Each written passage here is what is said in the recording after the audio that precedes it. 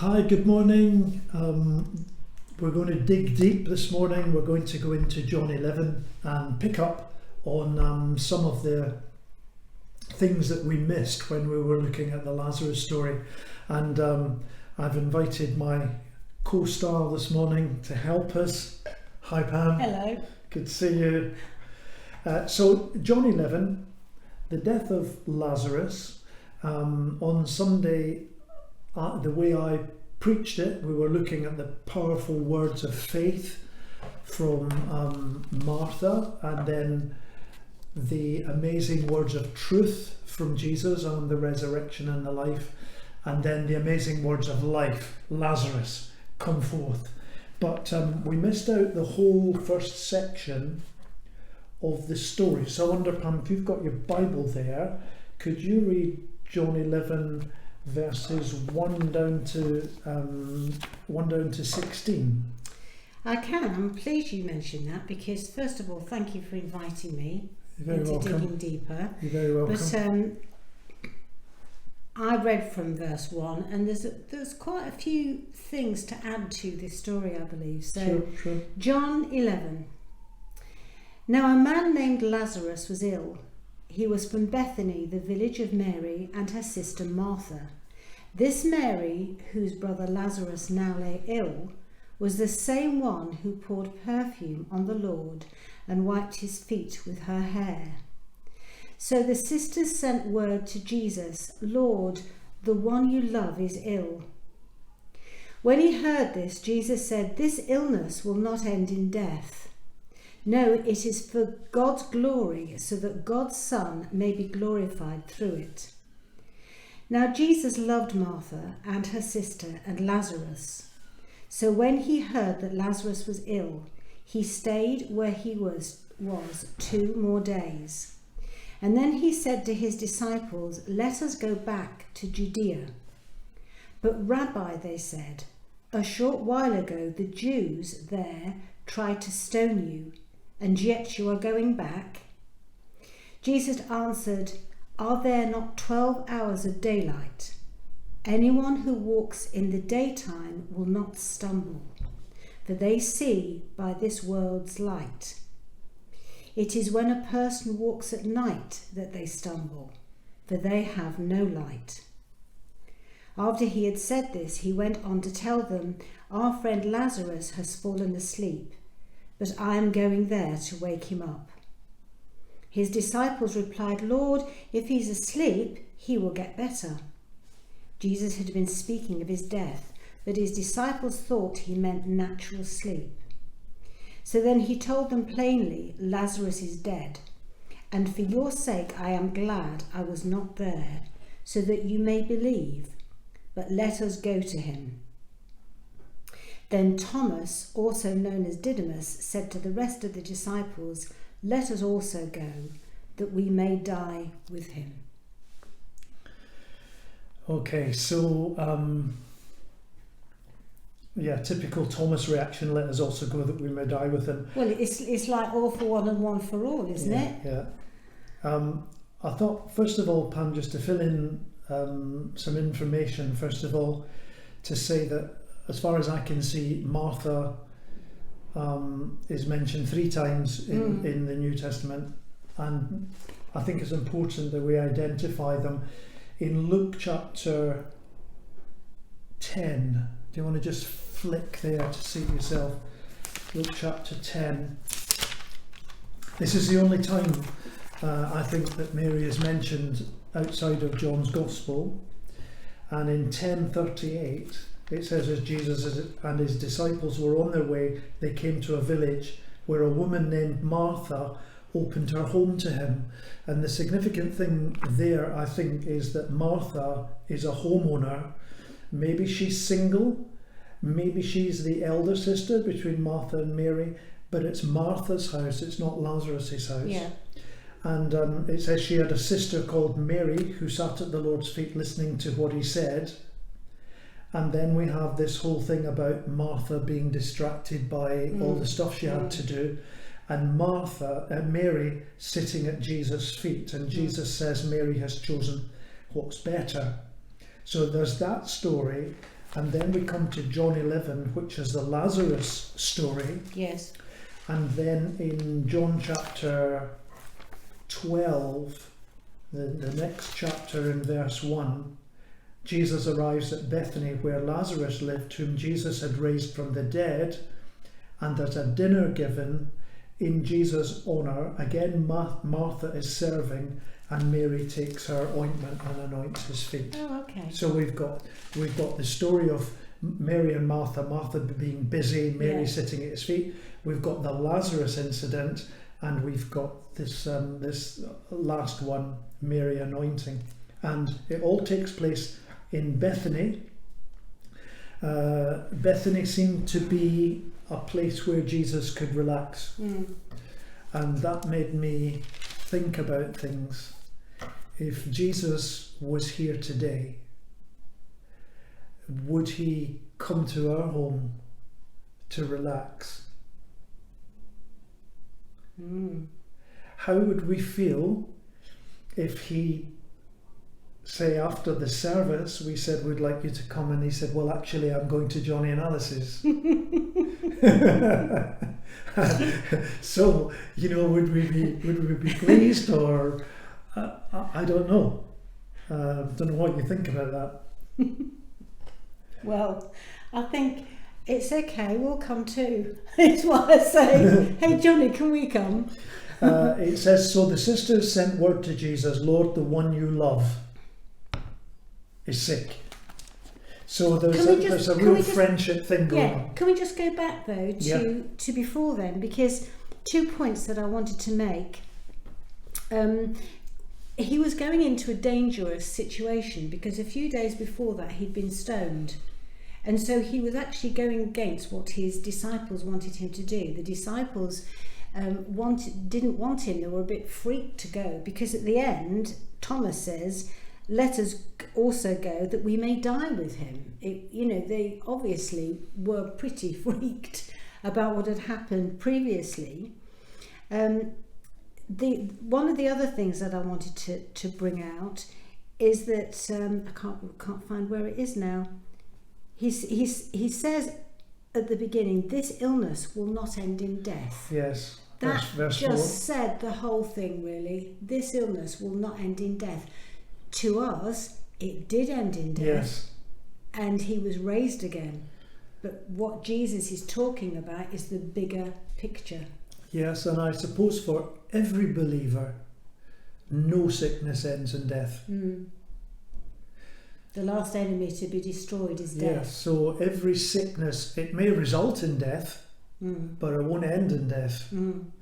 And but even when he dies, in verse 11 it says, our friend Lazarus has fallen asleep. Yes. So Jesus doesn't use the terminology of death to describe what's happened. And I think we use this within Christian circles. We possibly don't use it so much within secular ones, but I think to be able to say, that person is going to be with Jesus, he's going to be with the Lord, it's much more meaningful than he's died. There's something kind of permanent about that. Yes, and also it just shows me that the disciples weren't quite on the same page as him, because he said that Lazarus has gone to sleep. Our friend Lazarus has fallen asleep, but I'm going there to wake him up. Well, he lived a few days away, didn't he, from Bethany? Yeah. He was a few days away from Bethany. That's a very odd thing to say. The disciples didn't really get this. They didn't really get what Jesus was saying, because they said, if he's asleep, then he's getting better. And that's a great thing about sleep, isn't it? That sleep restores you. I think it's an amazing thing, that whole idea of sleep. I know I'm digressing, but at the end of the day, you go to sleep, and as you go to sleep and as you sleep through the night, your body is restored. It's a magnificent way that God has made our bodies work. Which is a digression. Yes, sorry. Let's get back. Yeah, that's okay. Can I also add to this? Verse 9 here. Are there not 12 hours of daylight? Anyone who walks in the daytime will not stumble, for they see by this world's light. It is when a person walks at night that they stumble, for they have no light. There wouldn't have been street lights in those days, would there? Or torches or anything. What do you think of that verse? Well, I mean, essentially Jesus is saying there's a time for everything. The rhythms of the season and the rhythms of the clock. It's nighttime, it's daytime, and so forth. And I think he's really saying here, I'm working from a divine time schedule. It's not time to go to Lazarus yet to raise him up. There will be a time, and also that I'm not walking in the darkness, I'm walking in the light. I'm listening to what God is saying.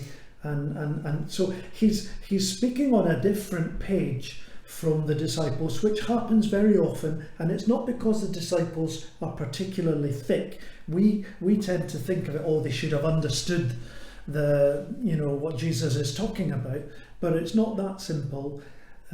We look at it through the eyes of a knowledge of the scriptures. They're in a new situation. When he says Lazarus has fallen asleep, they're thinking, well, that's good.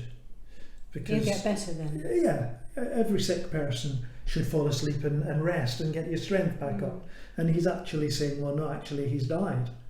So the whole thing, Jesus is seeing things that others don't see. And he's saying in verse 4, it's for God, this whole thing is for God's glory. That's the primary. Yeah.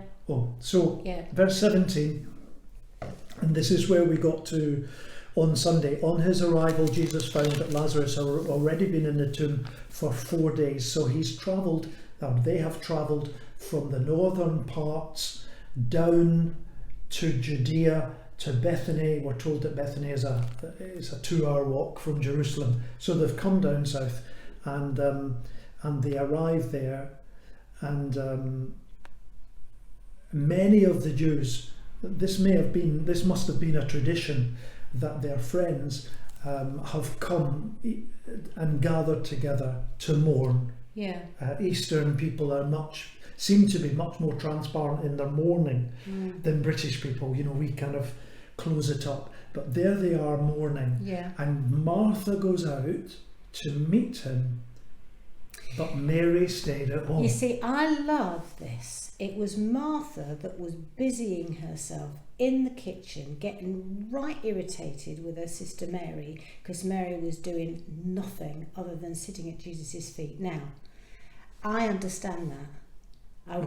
I really do understand that. There are some people that don't see when work needs to be done, and there are some people that just put themselves in certain places of privilege, if you like. Mm-hmm. So I think this is wonderful. I mean, I know that way back then Jesus did tell Mary off and say Martha off, and say that Mary had chosen the better thing. However, people need to be fed, and people need to be looked after like that way. But are you reading into that Mary's staying at home because she's got work to do? No. I'm reading into that Martha was the one in the kitchen, busy herself. Jesus saying to her, Mary has chosen the better thing. And yet it's Martha that has gone to Jesus and spoken those amazing, powerful words of faith. Okay. Because that's what you said on Sunday, isn't it? Why is Mary staying at home though? Maybe she didn't know that Martha had left.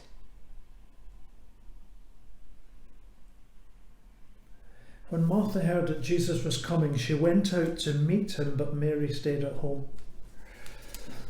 Yeah, maybe. I kind of feel that she's hurt. Mary, that's what I feel. I feel they're both hurt, but because of what they said later. But I feel that maybe Mary's more at heart. But I mean, Martha said, if you'd been here, he wouldn't have died. But yet, even now, you can raise him. Doesn't she? Does she? if you'd been here, my brother would not have died, but I know that even now God will give you whatever you ask. Yes. But is she thinking resurrection? Because she doesn't seem to understand when Jesus says, your brother will rise again. Martha answered, I know he will rise again in the resurrection of the last day. But she could have added, but that's not what I mean. Okay. I think that it's. I think she's wanting him to do this, to raise him from the dead. Right. I think she might have been saying, I know that you can do everything that you want. Your miracles will continue and whatever. I don't know if she's looking to this. But anyway, so Martha is there. Mary hasn't come out. Then we have the amazing words of faith, as you've noted. Yeah. Even now, God will give you whatever you ask. Yes. And then Jesus says to her, I am the resurrection and the life. And I preached on that on Sunday, and that is the big resurrection passage for me. Yes.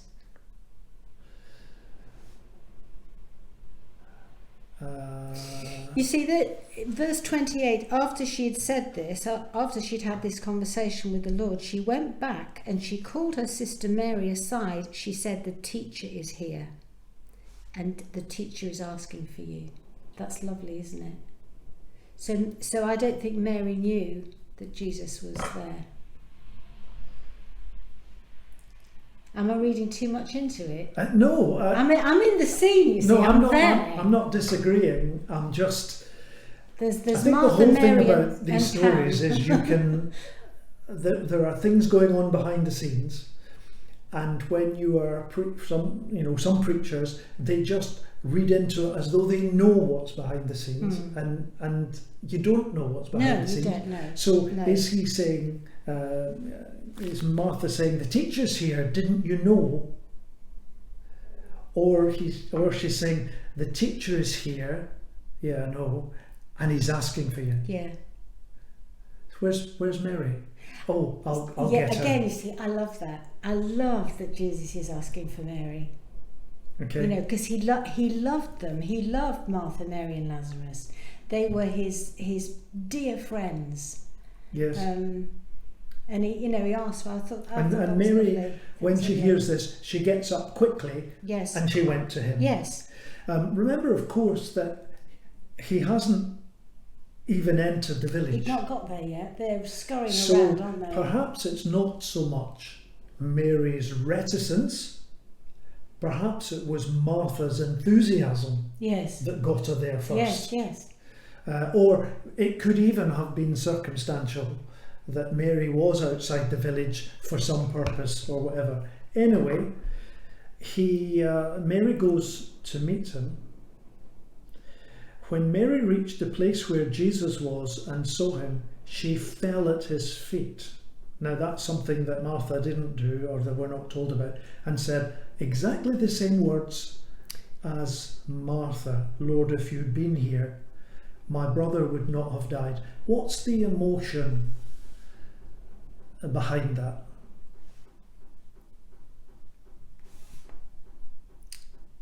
The emotion behind that is feeling let down, I think. Do you? Because I've expressed it as a word of faith. It is a word of faith. Because to say that is amazing. If you'd been here, he wouldn't have died. But is there a disappointment in that? Is she saying, yes, you should have been here? Because they would get the word, if they hadn't got it already, they would get the word that Jesus had stayed 4 days after healing. Yes, I suppose it could be the fact that they knew they were waiting for Jesus and he hadn't arrived, and they waited and they waited and they waited, and he still hadn't arrived, and then Lazarus had died, and he'd been dead 4 days, and Jesus just rocks up, really. Yes. Maybe that was part of it. Yes. When Jesus saw her weeping, so she's weeping as she says this, Lord, if you had been here, he wouldn't have died. When Jesus saw her weeping, and the Jews also had come along with her, also weeping, he was deeply Yes. moved in spirit and troubled. Where have you laid him? He asked. Come and see, Lord, they replied. Jesus wept. Yeah. And Beautiful. what's behind that for you? For me, that Jesus was... Why did he weep? Weeping is an emotional response to something that is happening. Was he weeping because people were grieved? I would like to think that he was weeping because he sensed and he knew the desperation and the sadness and the grief of those around you. I would like to think that when I cry out to the Lord, he is right there with me. So I think that weeping is him being there with those people and acknowledging with those people the sadness and the grief of loss. Yes. I mean, I suggested it may have been his sorrow at the fallen world that we're all living in as well. Yes. Then the Jews said, see how he loved him. But some of them said, could not he who opened the eyes of the blind man have kept this man from dying? Which I said is, you can't please all the people all the time. Right. Yes. But then we come to the story of the grave in verse 38. Jesus, once more deeply moved, came to the tomb. It was a cave with a stone laid across the entrance. Take away the stone, he said. But Lord said, Martha, the sister of the dead man, by this time there is a bad odour, for he has been there 4 days. So this is going to be an amazing miracle. Yeah. The person hasn't just stopped breathing and needs resuscitating. His body's rotting. His body is rotting. Then Jesus said, did I not tell you that if you believed you would see the glory of God? Now, I guess he's speaking to his disciples there, because it was way back in verse 4 that he said, yes. No, it's for God's glory. Yes. So I can imagine him turning from Matthew to James and John and Andrew and Peter and the disciples. Did I not tell you that this is for the glory of God? So they took away the stone. Then Jesus looked up and said, what's the prayer that he says, Pam? Father, I thank you that you have heard me. I know that you always hear me, but I said this for the benefit of the people standing here, that they may believe that you sent me. Okay, so he's now setting this in the context, if you like, of a kind of a witness situation. He wants them to know that God is intimately connected to this story. Yes. That God is in this. And when he had said this, Jesus called in a loud voice, Lazarus, come out. The dead man came out, his hands and feet wrapped with strips of linen and a cloth around his face. Jesus said to them, take off the grave clothes and let him go. Yes. Now, I've spoken on this many times, Pam. Yeah. Tell me, what are we seeing in these verses? We're seeing that for Lazarus to be healed and for him to be restored, other people need to help him, because he couldn't get out of the grave clothes himself. He had to be unwrapped, and he had to be, no doubt led to some water to have a good old wash and all that sort of thing. So this is, you have to have more than yourself to be healed. Now, you know as well as me, Jesus could have brought him out untied, because he's able to do it. Why did he not? If he could reconstitute Lazarus and all of his constituent parts, which is a miracle in itself, why could he not just have called Lazarus out in such a way that he came out himself? What's the significance of that for us today? That's what I'm getting at. What do you mean? Because are you talking about the grave clothes? Yeah. I don't know, could it be bondage? Okay. I'm not really with you. I'm not All right. really sure what you're asking. Guys, I'm going to tell you. This is a parable. This is an enacted parable, I believe. And Jesus is saying, when a new believer is born, when someone comes to Christ, it is a miracle. It's a divine miracle. It's a divine action that's taking place. But that person is not necessarily free. There has to be a working out of their freedom. And so, Pam, what I'm getting at is a lot of our ministry and a lot of the ministry of the church is taking off the grave clothes. That's what I'm getting at.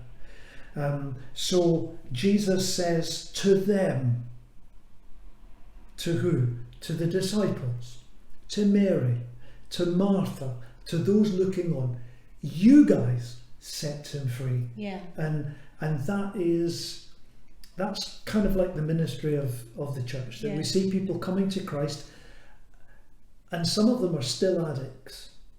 Some of them are, well, all of us, we're still carrying our baggage with us. Yeah. And can you remember for yourself in the early days of your Christian life, I mean, when you came to Christ, I don't think you were then perfect and mature. You were carrying baggage. When I first came to Christ, I didn't even know how damaged I was. When I first became a Christian, I remember praying the prayer, Lord, forgive me of my sin, and I didn't think that I'd sinned.